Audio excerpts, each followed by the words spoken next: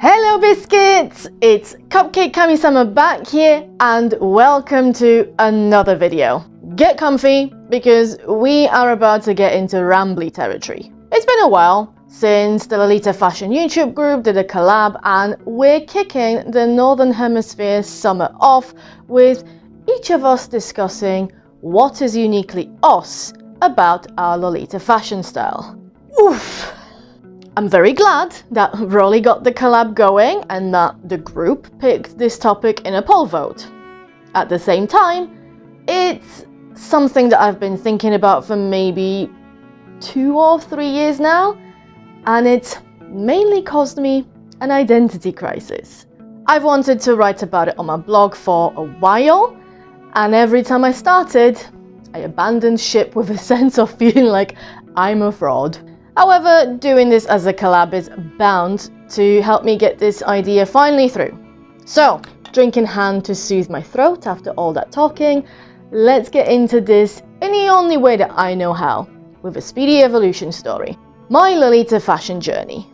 To avoid this video turning into something that's an hour long, I'll stick to the bare basics of the various phases I have gone through. Also being in the privileged position of still having my very first 2 Lolita dresses, where I can, I will supplement the story with the appropriate visuals. There may be some questionable chords ahead, so consider yourselves warned.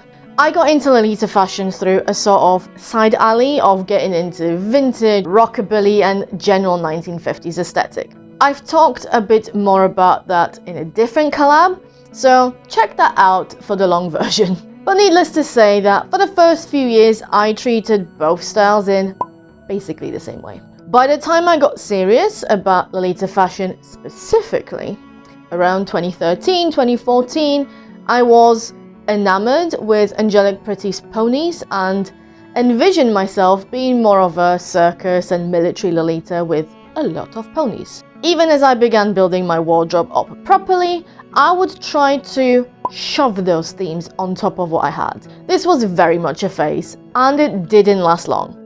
As I joined my local com and learned more, even whilst being inspired by another Lolita's military style, I fairly quickly got off that bandwagon.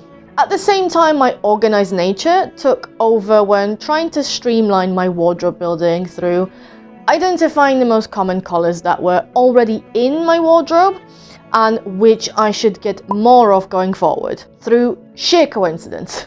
Though probably led a bit by my taste and preferences, I realized that I was naturally leaning into tricolor. My main pieces were in shades of red, white or blue, and so I made a more conscious effort of sticking to that. Even as classic Lolita started to become more represented in my collection, because it conformed to that color scheme, it continued to be easy to incorporate and coordinate. I stayed at that stage for the longest time. Sure, I got better with coordinating experience and as I bought more clothes and accessories, but the tricolor with vintage elements that I carried on since my beginnings were what I did the most. But then I started expanding with even more colors, more themes started making an appearance, and having done so much over the course of 2020 and 2021, doubts sprouted in my mind of where else could I possibly take my outfits. It led to having to flesh out my suite and my classic styles in more defined terms in 2022, and I will leave links to those 2 blog posts in the description box for you to read, but basically that is where I am at now. So why the identity crisis?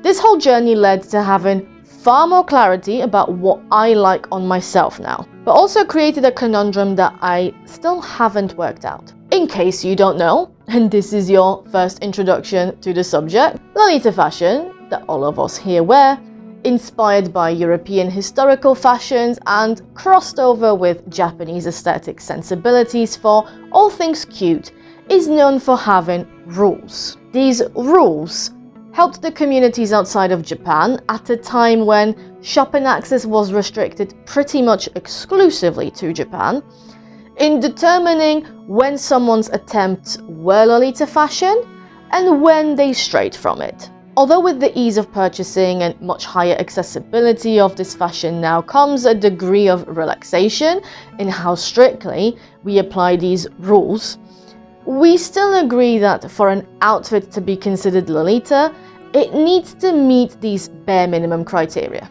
regardless of what your own opinion on the rules is.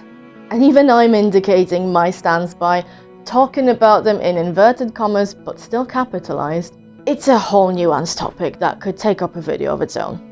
It's difficult to argue that they play a part in how we wear these clothes and band together into communities based on the similarities in these decisions and opinions. That is a long way of saying that Lolita fashion, for better or for worse, has a clearly specified set of guidelines that define it as a distinct fashion style. How then, when we all agree to follow the same rules, could we have any space for individual styles? Do I have my own style at all, or do I just come across as such to normies who don't know how to dress for happiness and self-expression? Mind blown. Yeah, that can get a lot, especially if you're not in a good place emotionally. I do not recommend doing that when you're down already. But when you detach your desire for external validation from your creative expression, it's clear that there is room for individuality. After all, to draw on an extremely obvious comparison here, there's no way that we could put two Lolitas wearing the same substyle side by side and not see that they wear and style their outfits differently, unless they're twinning. I had a direct show of this when 4 different Lolitas stayed at mine for the Queen is Dead event, and in-group polls of should I wear this or that tended to split the room as our own sensibilities came into play. This unique touch is definitely not something that is easily put into words, and in my opinion, it's something that enters the picture later in one's individual journey with the fashion, once they already know what they're doing in terms of basic coordinating. Thankfully, I basically made an online career out of being able to put the intangible into words. So if I can do it for general processes and ideas, then I can do it for myself too. What then is unique about my own Lolita style? I'm going to try my best to resist going down the rabbit holes of splitting hairs with every argument. Ultimately, everything can be argued to not be unique to a person or to not be a mark of one style, and getting too philosophical here doesn't serve the cause. But after reviewing all of my cohorts as closely as I can, I identified 4 points that I would say identify the cohort as having been put together by me. Absolutely, tell me in the comments please whether you agree with that assessment. It would be fascinating to compare and see how good my self-awareness is. Basically all my cohorts are on my Instagram and my blog, so you can supplement the examples here with more. For now though, in order of most to least noticeable, we have 1. Glasses. I will be the first to fight anyone who tries to insinuate that Lolitas shouldn't wear glasses. Firstly, I need them to see. They are a medical device, and whilst there are alternatives, it is not anyone's position to dictate to others what works best with their visual impairment and body. And secondly, glasses are fun! There are more options than ever before in places that sell prescription glasses inexpensively. I love adding another level of color and or theme balance into my outfit with glasses, and actively accumulated a pretty neat collection. So even though my daily pair of red cat-eye frames is still something that I wear with Lolita, and it thankfully matches most of those tricolor cohorts with retro touches, it's nice to have alternatives for different looks. Even my wearing collages have to include glasses. So judging by both the number of compliments that my choice of glasses receive, and the fact that I still don't see that many bespectacled Lolitas out there, I feel justified in saying that this is a pretty unique thing to my style. 2. Hairstyling, or more specifically, the variety of hairstyles that I do when generally paying attention to how hairstyling can impact an outfit. Although I incorporate what I know of vintage hairstyles in Lolita fashion very frequently, I am also a lazy creature and don't always want to spend 45 minutes rolling, sleeping in foam rollers, and then another half an hour in the morning brushing it all out. But whilst the Lolitas I see online or at meetups often have 1 or 2 trusted hairstyles that go with their hair type and dress sense, even when that is wigs, I feel like I can be more of a chameleon in that regard. I treat my hair as part of my top section. So together with makeup, hair accessories and any jewelry that's around the head. It can add volume or color. It can convey a vibe with whether it is sleek or messy. It can hint at playfulness levels with absence or presence of things such as a fringe. And I've basically done all of that. If I feel up for a challenge, I will look up hair tutorials or inspiration on Pinterest, but also often commit to freestyling whatever the curling gods decide to bestow upon me. So whilst my Lolita style doesn't necessarily have a specific hairstyle that's unique to me, what is uniquely me is that hair always is and will be a big part of the coordinating process, and why I feel like coords are missing something when I do nothing to my hair. 3. A few faithful items.